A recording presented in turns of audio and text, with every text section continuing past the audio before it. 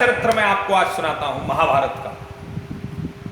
महर्षि दुर्वासा ऋषि जी महाराज और महर्षि दुर्वासा ऋषि जी महाराज को एक दिन द्वारिका में पधारे तो रुक्मणी के मन में आया कि हमने आपसे सुना है प्रभु कि दुर्वासा ऋषि जी आपके गुरु जी हैं, तो हम चाहते हैं कि आप अपने गुरु जी को निमंत्रण दें, भोजन पर बुलाएं।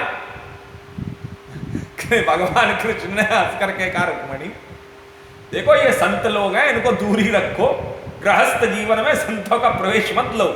और उसमें भी ये दुर्वासा ऋषि जी, इनका तो ये जो गुस्सा है वो इतना तीव्र है कि महाराज क्षण रुष्टा क्षण तुष्टा रुष्टा तुष्टा क्षण क्षण क्षण में रुष्ट जो है गुस्से हो जाते हैं, क्षण में प्रसन्न हो जाते हैं। इनके क्षण क्षण में गुस्सा और प्रसन्नता पता नहीं कब प्रसन्न हो जाए कब गुस्सा हो जाए कोई पता नहीं चलता। और इन्होंने तो राजा परीक्षित की परीक्षा ली, वो जो है अम्बरीश की, क्षमा कीजिएगा, राजा अम्बरीश की इन्होंने परीक्षा ली। परीक्षा में बेचारे को एकादशी एक की छोड़ो, एक साल बाद बेचारे को भोजन प्राप्त हुआ। तो इनकी बात छोड़ो, दुर्वासा ऋषि ये शंकर के अवतार है। दुर्वासा ऋषि इनसे बच के चलो। वो नहीं रुक्मणी का नहीं महाराज, हम कह रहे हैं ना, हम संभाल लेंगे, हम सब संभाल लेंगे। बोले देवी मैं फिर कह रहा हूं, फिर समझा रहा हूं, समझ लो ये मेरे गुरुजी है, मैं जानता हूं, तुम नहीं जानती हो। तो बोले नहीं हम सब संभाल लेंगे साहब। महाराज आप बस आप मान जाओ, आप चलो बस हमारे साथ। हमने सुना है बड़े तेजस्वी हैं, बड़े ओजस्वी, इनके दिया हुआ जो है आशीर्वाद।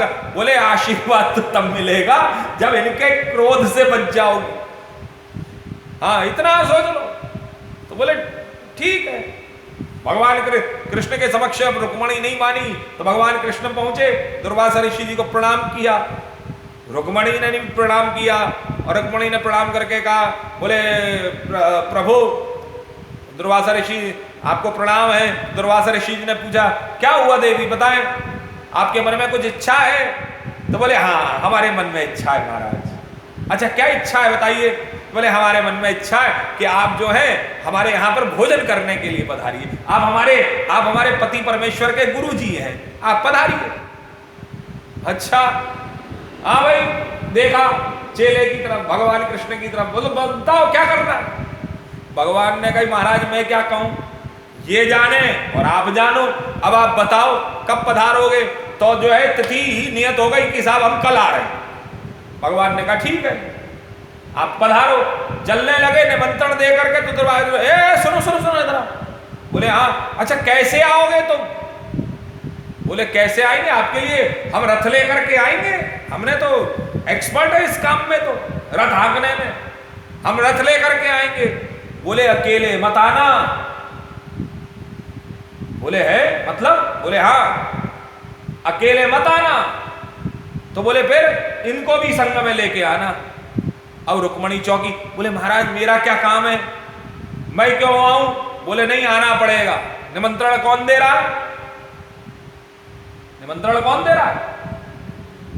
तो रुक्मणी ने कहा महाराज हम ही दे रहे हैं। तो बोले तुम्हें भी साथ में आना पड़ेगा। देखिए ये भगवान कृष्ण के चरित्र से सीखिए, अगर किसी ब्राह्मण को किसी संत को अगर आप निमंत्रण देते हैं तो फोन पे निमंत्रण नहीं दिया जाता है कि हेलो हाय आप पधार आ जाना पंडित जी।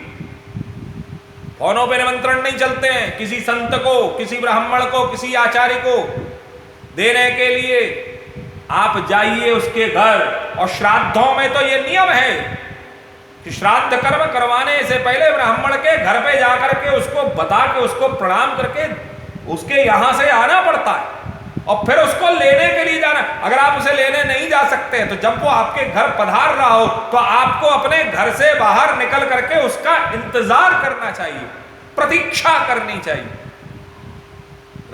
ये कृष्ण के चरित्र से ही हम लोग सीख लें। अब भगवान कृष्ण ने कहा अच्छा साहब हम आएंगे, कोई समस्या नहीं है, हम दोनों लोग आ जाएंगे। रुक्मणी बोली मैं भी आ जाऊंगी महाराज। ठीक है आओ देवी। दूसरा दिन हुआ। दूसरे दिन पर भगवान श्री कृष्ण और जो है रुक्मणी दोनों जो है पहुंच गए रथ लेकर के। दुर्वासा ऋषि जी ने अपनी संध्या पूजन इत्यादि किया और संध्या पूजन इत्यादि करके बाहर निकले। देखा ओ अच्छा आ गए? बोले हाँ महाराज आ गए। रुक्मणी ने कहा हाँ प्रभु चलिए पधारिए। बोले अच्छा ठीक है, चलो चलो चलते। अरे रुको रुको रुको रुको, दुर्वासा ऋषि बोले रुको। बोले मतलब? बोले हाँ। बोले हमें इस रथ पर नहीं जाएंगे। है? बोले इस रथ पर नहीं जाओगे महाराज? अब कृष्ण जी को तो मालूम था, भगवान श्री कृष्ण को तो मालूम था कि दुर्वासा ऋषि जी किस प्रवृत्ति के और ये क्या क्या कर सकते हैं, क्योंकि जितना अच्छा चेला अपने गुरुजी को जानता है उतना अच्छा गुरुजी भी अपने को नहीं जानते, और जितना अच्छा गुरुजी अपने चेले को जानते हैं उतना अच्छा चेला भी अपने को नहीं जानता है।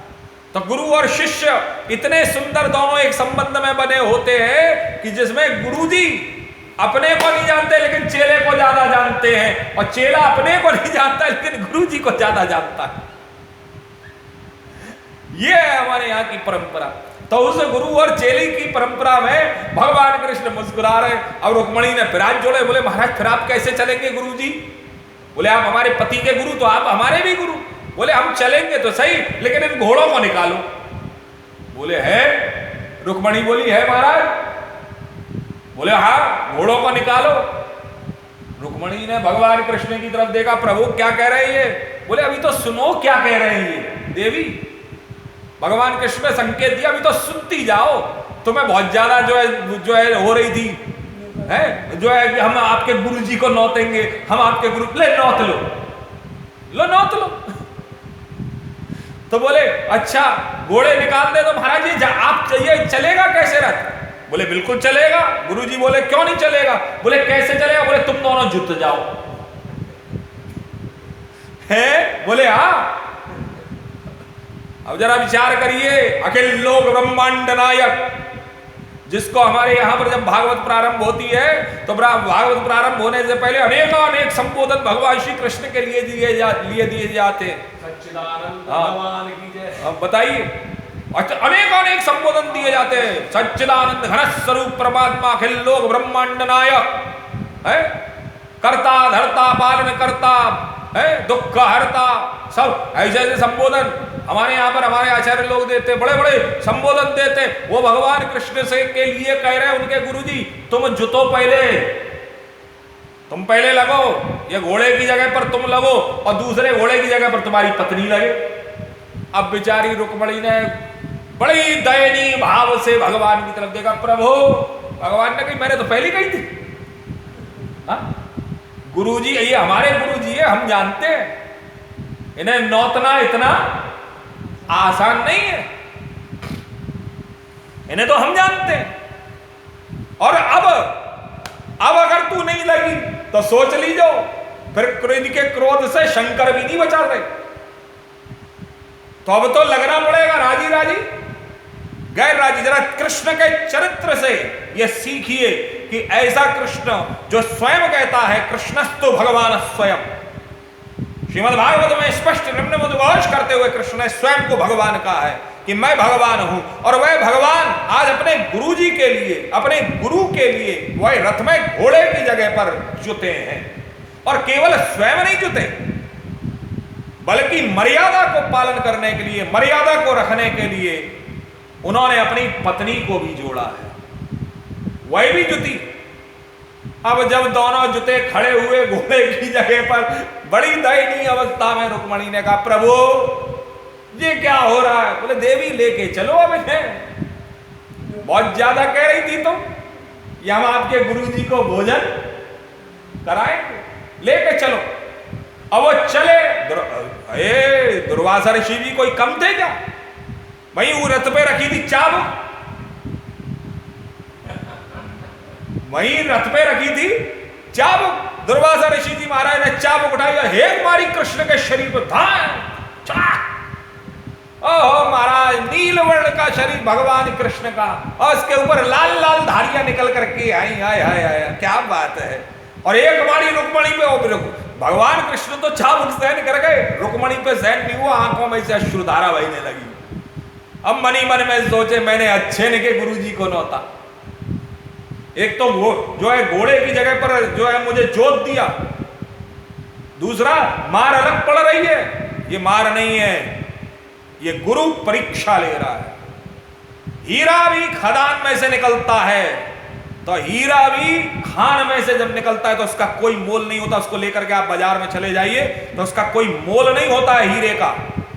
लेकिन उसी हीरे की जब कटिंग होती है, जब उसको काटा जाता है, तोड़ा जाता है, छेनी पत्थरों से जो है हथौड़े से उसके ऊपर प्रहार होता है, चोटों को सहता है, और तब वह पत्थर हीरा बन करके जब बाजार में जाता है तो वह अनमोल हो जाता है।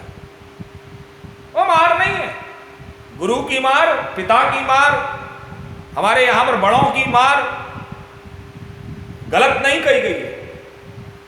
यह एक प्रकार से वह उसको समझाने का प्रयास, उसको विकसित करने का प्रयास है, उसको जो है तराशने का प्रयास है। हमारी चोट एक चाबुक पड़ी महाराज, 2-3 चाबुकें भगवान कृष्ण में पड़ी, 2-3 चाबुकें जो है रुक्मणी में पड़ी। महल आ गया, दुर्वासा ऋषि जी उतरे, रुक्मणी की आंखों में से अश्रुधारा बह रही है। अब दुर्वासा, क्या हुआ देवी, रो क्यों रही? अरे बोले महाराज आपके प्रेम में रो रही हूं। ये भी नहीं कह सकती कि आपने मारा है तो इस चक्कर में रो रही हूं, क्योंकि अभी ये कह दिया तू मतलब मैंने तुझे मारा तो तू रोने लगी। गुरुजी ने अगर ये कहा ना, बोले आपके प्रेम, बोले आपने इतना स्नेह दिया है, आज आपकी दी हुई चाबुकों ने मेरे को लगता है कि मेरे जितने भी पाप थे वह सारे के सारे पाप नष्ट हो गए। अच्छा ठीक है, भोजन पे बैठे, भोजन करने के पश्चात अब दुर्वासा ऋषि ने आई, वो बोले महाराज कोई कमी? बोले नहीं। अच्छा मांग क्या चाहिए? अब देखिए क्या मांगा रुक्मणी ने। रुक्मणी कहती है, प्रभु मुझे हर जन्म में कृष्ण ही मिले, मुझे हर जन्म में कृष्ण। तो कृष्ण को प्राप्त करने के लिए अगर वो घोड़ा बन करके रथ में जुटी हैं और चाबुक को पाए खाया है तो कोई ज्यादा बड़ा काम नहीं किया रुक्मणी ने। अब बारी आती है भगवान श्री कृष्ण की। कृष्ण जी पहुंचे, बोले गुरुदेव कोई कमी? बोले कोई कमी नहीं। बोले सवाल? बोले हाँ। बोले कृष्ण? बोले जी महाराज, एक काम करो। बोले क्या? हमारी ये जो जितनी भी जो बची है ना भिक्षा, बोले हाँ महाराज, इसको अपने शरीर के ऊपर लगा लो। बोले है?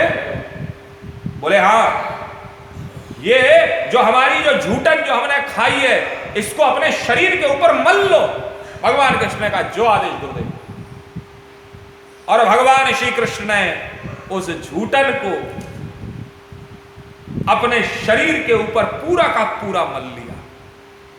और जब मल लिया तो गुरुदेव के आशीर्वाद से भगवान श्री कृष्ण ने उस झूठन को पूरे शरीर पर मला तो उनका पूरा शरीर वज्र के समान हो गया। पूरा शरीर उनका वज्र के समान हो गया। और भगवान कृष्ण ने चूंकि, देखिए एक और नियम देखिए बड़ा सुंदर, उस झूठन को अपने पैरों के तलवे पे नहीं मला। क्यों? क्योंकि गुरुदेव की झूठन महाप्रसाद है, और अगर यह महाप्रसाद है तो इसको हम अपने पैरों पे कैसे लगाएं? जरा विचार करें। हम इसको अपने पैरों पर नहीं लगा सकते, और जब हम अपने पैरों पर नहीं लगा सकते तो वही स्थल, वही स्थान, वही जगह भगवान श्री कृष्ण की कोमल रह गई। महाभारत का युद्ध हुआ, उस महाभारत के युद्ध में बड़े बड़े ब्रह्मा जो है अस्त्र चले, बड़े बड़े अस्त्र चले, शस्त्र चले, लेकिन भगवान कृष्ण का बाल बांका नहीं हुआ। लेकिन वही कृष्ण जब मरा तो एक जरा नाम के व्याध के जो है शिकारी के द्वारा मर गया। क्यों? क्योंकि वो उसका तीर भगवान श्री कृष्ण के तलवे में आकर के लगा।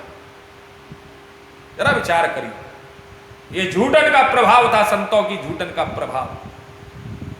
ये संतों की झूठन का ऐसा आशीर्वाद था कि उस झूठन को प्राप्त करके भगवान कृष्ण का संपूर्ण शरीर वज्र के समान हो गया। साधारण प्रक्रिया नहीं है। जरा विचार करिए, गुरुदेव कौन होते? तो गुरु की झूठन को खाने में कतई देरी नहीं करनी चाहिए। गुरुदेव का झूठन अर्थात एक प्रकार से अगर देखा जाए, गुरुदेव का झूठन अर्थात सबसे प्रमुख बात है, ये भगवान का महाप्रसाद है। क्योंकि हम गुरु को क्या कहते हैं? गुरुदेव भगवान की जय हो। हम गुरु को कहते हैं गुरुदेव हमारे भगवान स्वरूप में है, और जब गुरुदेव हमारे भगवान स्वरूप में है तो जरा विचार रखिए कि उनका प्रसाद महाप्रसाद होता है, उसको पाने में लेश मात्र भी देर नहीं करनी चाहिए। गुरुदेव के प्रसाद को पाने में, गुरुदेव का भोजन, हम लोग तो जब अपने विद्यार्थी काल में थे तो हमारे महाराज श्री जी थे, महेशानंद गिरी जी महाराज श्री जी गुरुदेव, और इतने चुकोटी के हमारे महाराज श्री जी थे कि भोजन करने जब बैठते तो उनके पास लंबा चौड़ा आचार्य महामंडलेश्वर थे, निरंजनी अखाड़ा पीठाधीश्वर। ये मेरा सौभाग्य रहा कि मुझे उनके चरणों में रहने का सौभाग्य प्राप्त हुआ। तो उनका जब आता था तो वो उसमें थोड़ा सा लेते थे, बाकी जो छूट जाता वह बड़े बड़े भक्त लोग, बड़े बड़े करोड़पति लोग उनके उस झूठन को महाप्रसाद को पाने के लिए ललायत रहे थे, लाइन लगती थी। और ये सौभाग्य हमें मिला कि हमें उनके झूठन में से हमें कुछ कण के हमें भी प्राप्त हुए।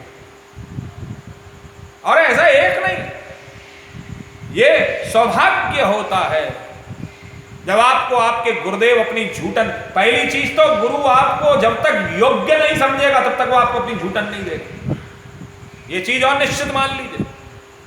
ये झूठन एक प्रक्रिया है, झूठन एक विज्ञान है, झूठन एक शिष्य को अपने संस्कार अपने जैसा बनाने का विज्ञान है।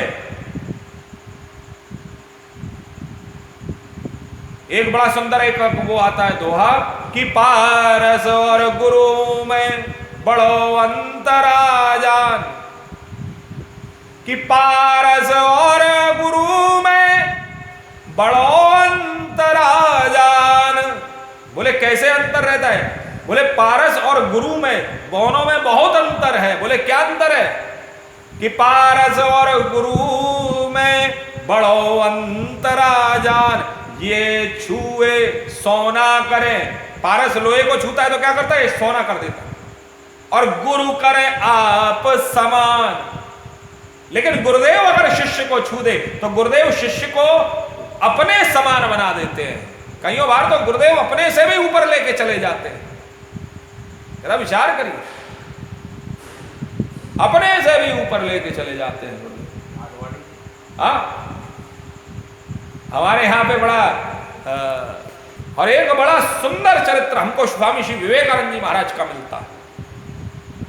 स्वामी विवेकानंद जी महाराज जब डिवडे उद्घोष कर रहे थे सनातन धर्म का, हमारे वैदिक भारत की परंपराओं का, संस्कृति का, संस्कारों का, धर्म का, आस्था का, इस विज्ञान का, हमारे सनातन धर्म के विज्ञान का, तो एक ने उनसे प्रश्न किया कि बोले आपके गुरुदेव, आपके गुरुजी तो बड़े धन्य हो गए होंगे आप जैसा शिष्य पा करके। उस पत्रकार ने स्वामी जी से प्रश्न किया कि आपके गुरुजी तो बड़े धन्य हो गए होंगे आप जैसा शिष्य पा करके, क्यों ने आप जैसा शिष्य मिला जो विदेशों में सनातन धर्म की जो है अलग जगाए हुए है, जो विदेशों में उनका नाम कर रहा है। आज विवेकानंद की वजह से उनके गुरुदेव जाने जाते हैं। स्वामी विवेकानंद जी महाराज ने हाथ जोड़े, बोले प्रभु माफ करो, सॉरी टू से, वो धन्य नहीं हुए, मैं धन्य हो गया। मेरे गुरुदेव की क्षमता ऐसी है कि अगर वो चाहें तो एक नहीं, दो नहीं, 10 नहीं, बल्कि 100 विवेकानंद तैयार कर सकते हैं। लेकिन ये उनकी कृपा है मेरे ऊपर कि उन्होंने मुझ जैसा दूसरा तैयार नहीं किया, उन्होंने संपूर्ण यश मुझे प्राप्त कराया। ये उनकी कृपा है। अगर मेरे गुरुदेव चाहें तो मुझ जैसे 100 विवेकानंद तैयार कर सकते हैं। जरा विचार करिए, गुरुदेव की कृपा अगर हो जाए तो उनका झूठन खाने में बुराई नहीं, क्योंकि गुरु के अंदर कोई बीमारी नहीं होती है। गुरु सामाजिक सत्ता का, सामाजिक जगत का, सामाजिक सत्ता का, सामाजिक जगत का अंग नहीं है। गुरु केवल एक साधारण व्यक्ति नहीं है, गुरु व्यक्तित्व है। गुरु व्यक्तित्व है। इसीलिए हमारे यहां कहा जाता है गुरुर्ब्रह्मा गुरुर्विष्णु गुरुर्देवो महेश्वरः गुरुर् साक्षात परब्रह्म तस्मै श्री गुरुवे नमः। जरा विचार करिए, गुरुदेव वो है जो ब्रह्मा के समान है, जो निर्माण करते हैं शिष्य का, विष्णु के समान है जो पालन करते हैं शिष्य का, उसके अंदर संस्कारों को पालते हैं, जो उसके अंदर संस्कारों का निर्माण करते हैं, ब्रह्मा का कार्य, जो उन संस्कारों को पालते हैं विष्णु का कार्य, और उसके दुर्गुणों को दूर करते हैं, उनका संहार करते हैं शंकर का कार्य। और इन तीनों का कार्य करने के बाद में गुरु क्या करता है कि गुरु साक्षात परब्रह्म, क्योंकि गुरु तो साक्षात ब्रह्म होता है। अगर उस गुरु की कृपा हमारे ऊपर हो जाए तो वह अपने समान अर्थात हमको भी ब्रह्म का दर्शन नहीं कराता, अपितु हमको ब्रह्म ही बना देता है। यह होता है, इसलिए हमको सदैव गुरुदेव को प्रणाम करते रहना चाहिए। जरा विचार करें, गुरुदेव कोई साधारण प्रक्रिया में नहीं है। तो गुरुदेव की झूठन को खाने में, गुरुदेव की झूठन नहीं होती, वह महाप्रसाद होता है, वह महाप्रसाद होता है। उसको खाने में कोई बुराई, क्योंकि वहां से परिवर्तन प्रारंभ होता है। जैसे साधारण जगत में हम किसी साधारण व्यक्ति की अगर हम बहुत झूठन को खाएंगे, झूठा खाएंगे, तो क्या होगा जरा विचार करिए। साधारण जगत के साधारण व्यक्ति की साधारण झूठा अगर हम खाएंगे तो हमारे अंदर बीमारियां लगेंगी, लेकिन अगर असाधारण जगत के व्यक्तित्व के जो हमारे सदगुरुदेव हैं उनकी झूठन को अगर हम खाएंगे तो हमारे अंदर संस्कारों का उदय होगा, हमारे अंदर शक्तियों का उदय होगा, हमारे अंदर जो है धर्म का उदय होगा, हमारे अंदर ब्रह्म का उदय होगा और हम ब्रह्म को प्राप्त करेंगे। तो झूठा गुरुदेव की झूठा पाने में कोई बुराई नहीं। यह पहला सूत्र मैं आज आपको दे रहा हूं। गुरुदेव की झूठा को उसको हमारे यहाँ झूठा नहीं कहा जाता है, उसको तो हमारे यहाँ महाप्रसाद कहा जाता है कि गुरुदेव ने पा लिया, पाने के बाद में उन्होंने जो छोड़ा वह छोड़ा नहीं, बल्कि उन्होंने शिष्यों के लिए छोड़ा और शिष्य के लिए भी। इसलिए हमारे यहाँ पे तो जब हम गुरुकुल में पढ़ते थे तो हमको सिखाया जाता थाली में एक कण भी नहीं छोड़ना चाहिए। तो क्या करते थे, मैं जब पहली बार गया मुझे भी नहीं समझ में आता था, लेकिन जब मैं पहली बार गया तो उस थाली में वो हमें केवल थाली मिलती थी। कटोरियां जो बहुत ही हमसे सीनियर लोग होते थे, जो बड़े वीआईपी सीनियर होते थे, कटोरी उनको दी जाती थी, तो हमें थाली मिलती थी। तो थाली के नीचे हम जो है अपनी चाबी लगा करके, अपने कमरे की चाबी को फंसा करके हम थाली को ऊंचा कर लेते थे, चावल डलते थे, चावलों की एक खेप बना लेते थे, दाल उनके बीच में, बगल में जो है वो अपना सब्जी और रोटी ले करके हम तो अंत में क्या करते थे कि अंत में आधा थोड़ा सा जल लेकर के उस थाली में डाल करके आचमन करते थे। आचमन करने से पूर्व उस थाली में जल डाल करके उस थाली के अंदर जितना भी कण होता था उसको पी जाते थे थोड़ा सा, और फिर अंत में आचमन कर लेते थे। कण नहीं छोड़ा जाता है थाली में, ये हमको सिखाया जाता है। जरा विचार करिए, हमको अन्न का अपमान नहीं करना चाहिए, लेकिन गुरुदेव के द्वारा छोड़ा गया अन्न वह शिष्य के कल्याण के लिए होता है, शिष्य की आपत्ति काल का निराकरण करने के लिए होता है, शिष्य के पाप पुंज को समाप्त करने के लिए होता है, पाप समूह को समाप्त करने के लिए होता है, और शिष्य के अंदर ज्ञान उदय का सूर्य प्रकट करने के लिए होता है। शिष्य को ब्रह्म के समान बना देने के लिए होता है। तो वह झूठन नहीं होती, गुरुदेव की छोड़ी गई झूठन महाप्रसाद। इतना सुंदर, जरा विचार करिए, यह हमारे यहाँ का सनातन धर्म का एक केवल ये नहीं है, इसके पीछे भी एक साइंस है साहब, साइंस है। ये साइंस सबको समझ में नहीं आती, ये दर्शन, ये फिलॉसफी किसी को समझ में नहीं। और आज पश्चिम इसी कारण से हमारे भारत में पागल है, और आज से पागल नहीं है, ये पश्चिम 80 के दशक से पहले ओशो हुआ, उससे पहले 1850 के ऊपर के उसमें जो है स्वामी विवेकानंद ने पश्चिम को पागल किया। जरा विचार करिए, पश्चिम के पास में है क्या, है क्या उसके पास जो हमारे पास है? वो बात अलग है कि हम और जो हमारे पास में है हम उसको भूले बैठे हैं, और भूल करके हमने एक दूसरे का आवरण ओढ़ लिया है, हमने एक दूसरे का किराए के कपड़े को ओढ़ करके हम अपने आप को ये सोचते हैं कि मैं बहुत बड़ा इंसान। क्षमा कीजिए, जो विरासत, जो संस्कृति की विरासत, जो संस्कारों की विरासत, जो हमारे यहाँ शक्तियों की विरासत, जो हमारे यहाँ गुणों की विरासत, जो हमारे यहाँ ज्ञान की विरासत, जो हमारे यहाँ इतिहास की विरासत, जो हमारे यहाँ विज्ञान की विरासत जो यहाँ भारत में है, वो कहीं किसी और देश में नहीं। वो बात अलग है कि हमने कभी इसके ऊपर सोचा नहीं, और जिन्होंने सोच लिया, जरा विचार करिए। आज ही महाराज जी से चर्चा हो रही थी, आज हो रही थी महाराज जी, कल हो रही थी कि विदेश चले गए, विदेश से लौट करके आए तो ब्रांड थना जो है कपड़ा का थान धड़ाधड़ बिकता है साहब। यही योग, जब तक योग होता है तब तक कोई नहीं खरीदता, लेकिन विदेश में जाकर के वो दीपक चोपड़ा करवाता है, विक्रम करवाता है, दीपक चोपड़ा वो करवाते, विक्रम करवाते, अंग्रेजी में करवाते, और थान धड़ाधड़ बिकता है साहब, धड़ाधड़ बिकता है। वो जानते कुछ नहीं है, वो बात अलग है कि उनको जानकारी कुछ नहीं है, जानकारी के लिए अंदर उन्हें कुछ नहीं मालूम।